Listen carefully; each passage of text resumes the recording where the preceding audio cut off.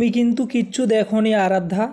পরশুরামের কথা শুনে আরাধ্যা চমকে যায় আর মনে মনে বলতে লাগে আরাধ্যা, জামাইবাবু হচ্ছে পরশুরাম, ইনি পরশুরাম। আগে যদি জানতাম তো এরকমটা আমি করতাম না। তো বন্ধুরা, এমনটাই দেখতে চলেছি আমরা পরশুরাম ধারাবাহিকের আগামী সপ্তাহে। তো বন্ধুরা, ভিডিওটিতে লাইক দিয়ে পুরো ভিডিও দেখতে থাকো। গল্পের শুরুতে আমরা দেখতে পারবো বন্ধুরা, কবির আর আরাধ্যার কথা শুনে কর্ণ চ্যাটার্জি বলে, তোমার কথা আমি কিছু বুঝতে পারছি না আরাধ্যা। এরপর আরাধ্যা বলে, ওদের ওদের অন্যরকম প্ল্যান করে ধরতে হবে, ওদেরকে মারতেই হবে। তখন কর্ণ বলে, ঠিক তাই করতে হবে। এরপর কবির বলে, তুমি তো অনেকবার করেছো, তাতে কিছু লাভ হয়েছে? কিছু লাভ হয়নি। তুমি তুমি তটিনীকে ধরেছিলে, তটিনীর বাচ্চাদেরও ধরেছিলে, এবং কিডন্যাপও করেছিলে, কিন্তু কিছু করতে পেরেছো? কিচ্ছু করতে পারোনি। ওরা ওরা আবার ফিরে চলে এসেছে, আবার বেঁচে ফিরলো।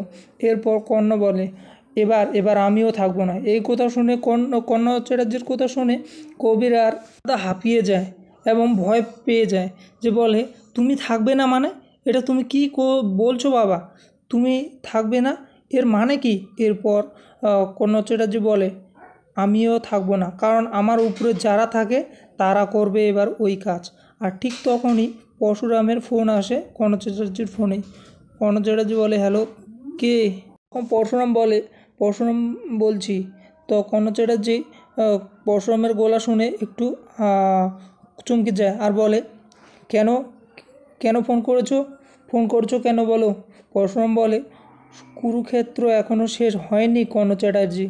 তোমার বৌমা আমার পা ধরেছিল বলে আমি কবিরকে মারিনি, ওকে শ্যুট করে দিতে গিয়েছিলাম, কিন্তু আরাধ্যার কথা ভেবে আমি কবিরকে ছেড়ে দিয়েছিলাম, নইলে কবিরকে আমি শ্যুট করে দিতে গিয়েছিলাম, কিন্তু আরাধ্যার কথা শুনেই আমি ওকে ছেড়ে দিয়েছিলাম। এরপর ফোন কেটে দেওয়ার মাত্র কবিরকে জিজ্ঞেস করে কর্ণ চ্যাটার্জি বলে, কি বললো জানো? ও তোমাকে শ্যুট করে দেওয়ার কথা বলছিল, ও তোমাকে শ্যুট করার চেষ্টাও করেছিল। কবির বলে, হ্যাঁ বাবা। কর্ণ চ্যাটার্জি বলে, তুই জানিস কার পাল্লায় পড়েছে? ওর পরশুরাম, ওর মন কিন্তু খুবই নির্মম। এরপর আরাধ্যা বলে, নির্মম ও নয়, নির্মম ওই তটিনী গাঙ্গুলি। আর ওই তটিনী গাঙ্গুলিকে যতদিন আমি শেষ করতে পারছি ততদিন আমার মনে কোনো শান্তি নেই। তো বন্ধুরা, আজকের এপিসোডটি এখানেই। ধন্যবাদ।